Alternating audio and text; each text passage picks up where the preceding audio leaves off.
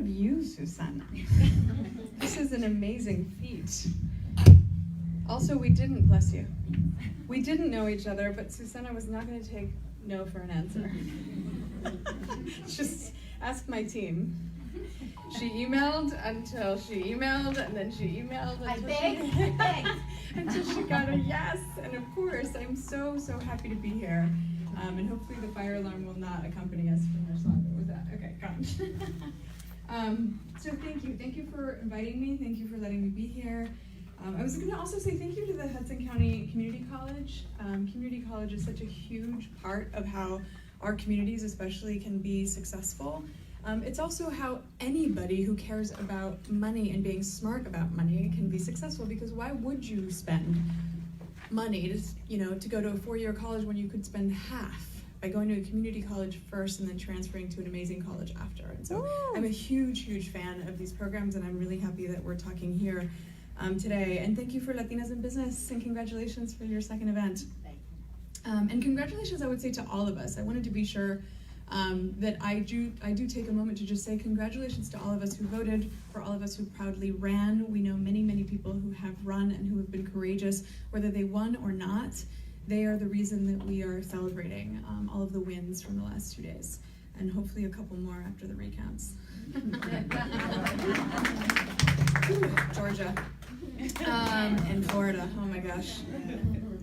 So I give speeches often. Today I will not give a scripted speech because of the feedback that I got that we're gonna have a conversation. I wanna have Q&A afterwards, and I also don't wanna go through a script and a speech that I've given before. I wanted to be sure this is my community, my Latina community that I was raised in. I'm gonna go off the cuff. I'm gonna try to stay on time, but I'm also gonna go off on a couple tangents possibly. Latino time. Latino time, yes. So I am Nathalie Molina Niño. I am the daughter of Johnny Molina from Guayaquil, Ecuador. Yes. And Maritza Niño from Bogotá, Colombia. So I am half Colombian, half Ecuadorian. And my abuelita Blanca, who raised me, came to this country in the late 1960s, and she was determined. She was already a grandmother, so she was. And I want to say, I know Susana said that she only figured out what she wanted to be when she grew up after she was the age of 50. Well, there's a lot of information, and in fact, there are a number of insurance companies that have actuarial data that prove definitively that women over the age of 50 are twice as likely to be successful as entrepreneurs. So it is not surprising to me that women reach their peak when they're 50. My grandmother was one of those people. She came from Ecuador, she came from Guayaquil, determined to bring each of her 5 children with her, and over the course of 20 years, on the salary of a seamstress in the sweatshops of Los Angeles, she did that. One by one, she brought each of her 5 kids to the United States over the course of 20 years, and my dad was one of the first. And over the course of my time in growing up in Los Angeles, I saw my family work in those sweatshops, and then eventually I saw my father start his own factory, my uncle start his own cutting factory, and we made our way in the world of what my dad would call fashion. It was sweatshops, factories. But my grandmother continued throughout her entire career to work as a seamstress, whether it was for others or for our own family businesses. And in the nights and in the weekends, she always had a side hustle. How many people here have a side hustle? It's the way we do it. My grandmother made wedding dresses. She made quinceañera dresses. That is how she made extra income on the side, and she did an amazing job of it. I would take pictures from magazines, and I would bring them to my abuelita, and I would say, "Can you make me this?" And every single time, she made me the thing, whatever it was. And I was so proud of her talent, and I was so happy that I had that level of creativity in my family that one day when I was 7 or 8 years old, my grandmother used to make me read La Opinión, the Los Angeles Spanish language newspaper. She said because she wanted to keep up on current events and her eyes were failing her. Her eyes were not failing her. She was making beautiful dresses every day. The reason she had me read her the newspaper every single day was because she wanted to be sure that I didn't forget my language. And so every day, every night, in my spare time, I would read my grandmother the newspaper, and one day when I was about 7 or 8 years old, I asked my abuelita a question that seemed like the most simple, natural question that a kid would ask her grandmother. While she was sewing, I said, "Abuelita, I want you to teach me to sew. I want to learn how to make these wedding dresses and these quinceañera dresses. I want to learn what you know." And I remember that for the first and last time in my life, my grandmother became beyond furious.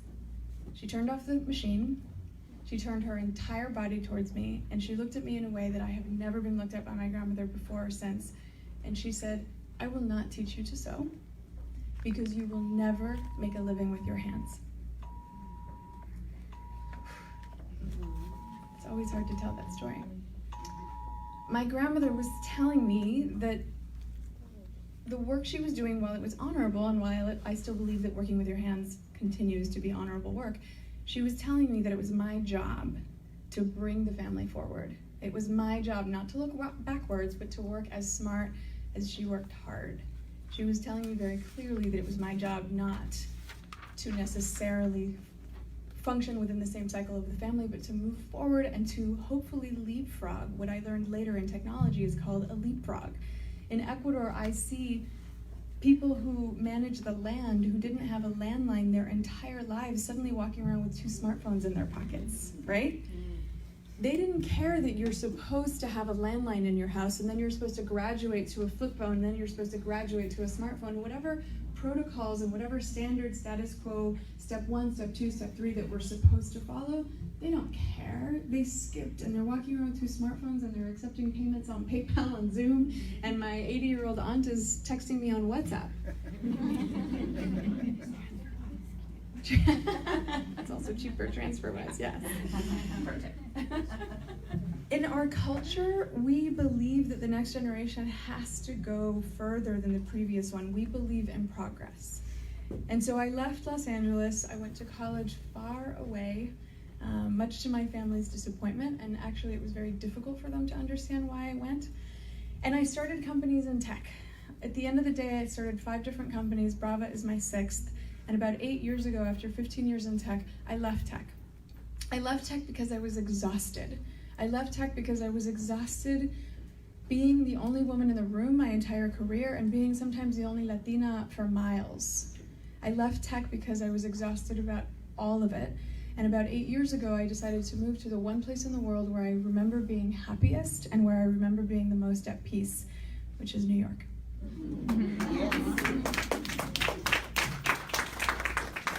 So I moved to New York because, and nobody can understand this, but it is absolutely the place where I am the most calm. In the West Coast, because I think that my natural rhythm is maybe the New York and this area's rhythm. In the West Coast, which is where I've started almost all of my businesses, I constantly feel like I have to shake people awake, to remind them, to cajole them, to be the cheerleader, to push them forward. And this area of the world, I remember coming and nobody needs me to remind them or push them or be their cheerleader. Everybody is self-motivated, and if anything, I can kind of coast and ride on the adrenaline of everyone around me. And so I moved here. I ended up applying to Columbia University because after being an engineer and working in tech my whole life, one of the things that I had learned is that my secret sauce and the reason that I had been successful in the entrepreneurial world and especially in the tech world is because I was an engineer who could talk. I was an engineer who could tell stories. I was an engineer who could explain complex concepts like natural language processing and machine learning and computational linguistics, things that even today not that many people know about, and I could explain it in ways that people could understand, just like my abuelita taught me. And so when I came to New York, I decided I'm gonna take a couple of years off to relax, to take care of my body. I had spent, my last company had 70,000 employees in 42 countries. I spent many, many years on an airplane. And I decided I was gonna come here and chill out, and I applied to Columbia's theater school. It was the dumbest application you've ever seen in your entire life. They had entire sections that I had to write not applicable or don't have one. They had a section where you had to upload your artist portfolio. I was like, don't have one, sorry. But I wrote a really good story, and the story was I'm a technologist who spent her entire world surrounded by, let's be honest, mediocre storytellers.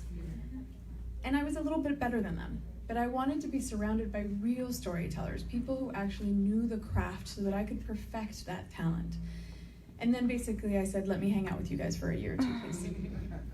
They said yes, they let me in. And then this is what my friends sometimes call my Forrest Gump years. I ended up finding myself in the strangest places. I found myself, for example, in the rehearsal room with Steve Martin and Edie Brickell as they were working on their new musical. I ended up meeting a little Puerto Rican guy who was frantically working on the first act of his musical, which at the time was called Hamilton Mixtape. I ended up in all of these crazy places, and one of the craziest places was I ended up meeting an attorney. Her name is Catherine Colbert. And Catherine Colbert is the attorney who saved Roe v. Wade in the Supreme Court in 1992. If any of you have a law degree that you got after 1992, you studied this case. It is one of the most famous cases in the United States. I know. And to the extent that Roe v. Wade continues to be law, it's because of her. I met her and we became friends, and at the end of the day, we ended up founding and co-founding together the Center for Women Entrepreneurs that sits at Columbia University inside of Barnard, the Women's College. And I spent the last number of years studying and working with hundreds and eventually thousands of women entrepreneurs, falling in love with one or two of them and actually stepping in and helping their companies, but really understanding the plight of women entrepreneurs. And in the process of doing that, I realized how important education and mentorship and all of these different things that are key to being an entrepreneur are. But the one thing that I also learned is that there is one actual most important thing that is holding us back, and it's really simple. It's money. And we overcomplicate it by thinking that it's anything else. It's money. Because if 19-year-old kid at Stanford who hasn't even gotten his degree, who gets $2 million to start his company, is not any smarter or more educated than any of us. It's money. And so after a few years working at the Athena Center and focusing on supporting women entrepreneurs, I realized that even though I don't come from a finance background, just like I didn't come from a theater background, I was going to try to see if I could solve the problem where I could see that it was the most acute, and that's in finance. And that brings me to my last company, which is, as Susana said, it is Brava Investments, where we focus on investing in companies that can prove to us in some measurable way that they're making an economic impact on as many women as possible. It is not my priority to make any one woman a billionaire. There are plenty of other people who are focused on that. It is my priority to try to raise up 1 billion women like all of us. Yes.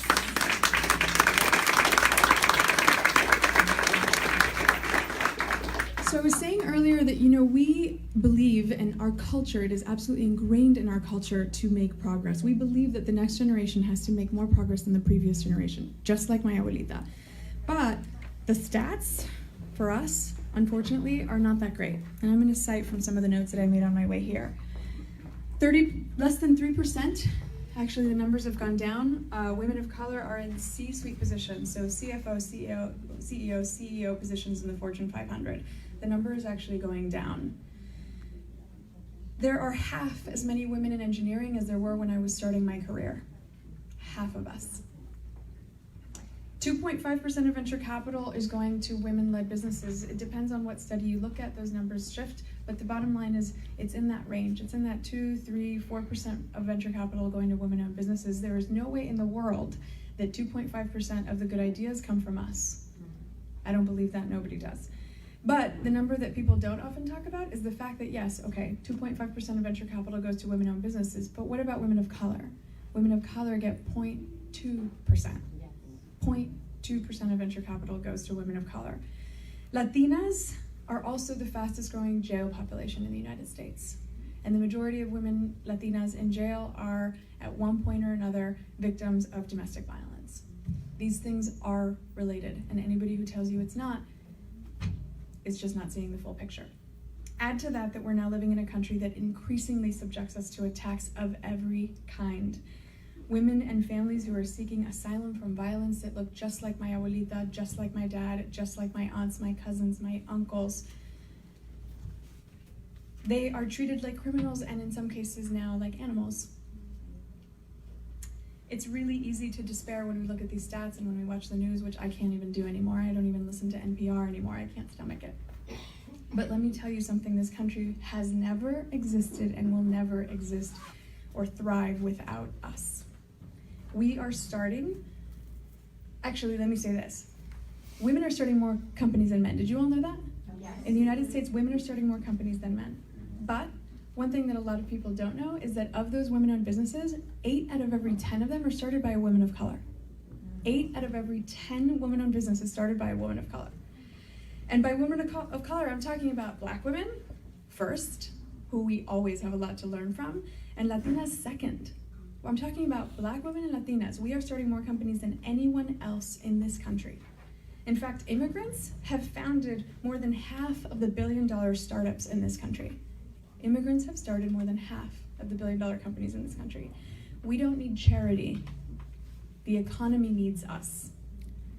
Did you know that $2.1 trillion would be injected in the economy if we simply did nothing else but pay women equally? That's it. Pay women equally, pay Latinas something more than 55 cents on the dollar, and we would inject $2.1 trillion into the economy. We don't need charity. The economy needs us. Women also control 70% of all consumer purchases. That's women at large, but Latinas? Any guesses on what percentage Latinas control of our community's purchases? 86%. 86% is what we control. 86%, and that's from the fact that Latinos account for 10.6% of total US buying power. That's $1.3 trillion. And by the way, since 2000, that has gone up 155% and continues to go up. We don't need charity. The economy needs us. In fact, we don't even need to be empowered to be entrepreneurs. We and our Black sisters and our South Asian and our East Asian sisters and Middle Eastern sisters, we're already the majority. What we need is for people to get out of our way. Yes.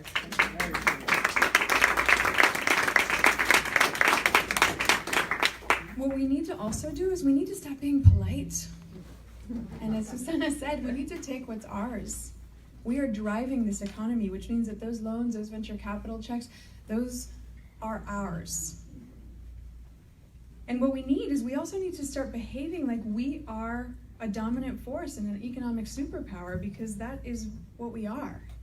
And that's really why I wrote my book. My book is called LEAPFROG. It's called LEAPFROG, The New Revolution for Women Entrepreneurs. And it's a book filled with stories and templates that I want you to copy.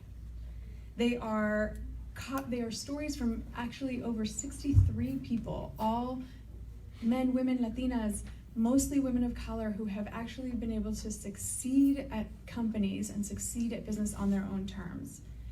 And what I'm going to do is I'm going to actually share with you just a couple of my favorite hacks in the time that I have left. One of them is a hack called Find Your Dolores Huerta. How many of you have heard of Dolores Huerta? How many of you have ever seen, or how many of you have heard of Cesar Chavez? More of us. Unfortunately, more of us have heard of Cesar Chavez and Dolores Huerta, but Dolores Huerta was right there with Cesar Chavez. She just doesn't have boulevards named after her, although she should. Gloria Steinem told a story at Columbia University at a film festival that we host every year called the Athena Film Festival. And Gloria Steinem talked about being in her 20s, living in New York City, and having this little Latina call her from California and say, "Gloria, I need you to set up a press conference. I need you to call the governor. I need you to call the press. I need you to call the following companies and make sure that they're all present, and I need you to get us a room for 200 people. Anyway, she would give Gloria this long list of things that she needed before she arrived in New York City during the Great Protests, for those of you that are old enough to remember the Great Protests. And Gloria was in her 20s, and she remembers going, what the hell, who the hell does this woman think I am? I don't know the governor. I've never held a press conference. I don't know what the hell I'm doing. And I remember that what she told was she told a story of having Dolores Huerta look at her and see a potential in her that she did not even see in herself. But Dolores knew that she could do it, and she demanded that of Gloria. And she didn't coddle her, and she didn't, ask her please. She told her to do this, and Gloria did not know how to even begin to do it, but somehow she did it. And the rest is history. The second one that I will share in the little bit of time that I have left is venture capital is a white-collar drug. How many of us have seen Shark Tank?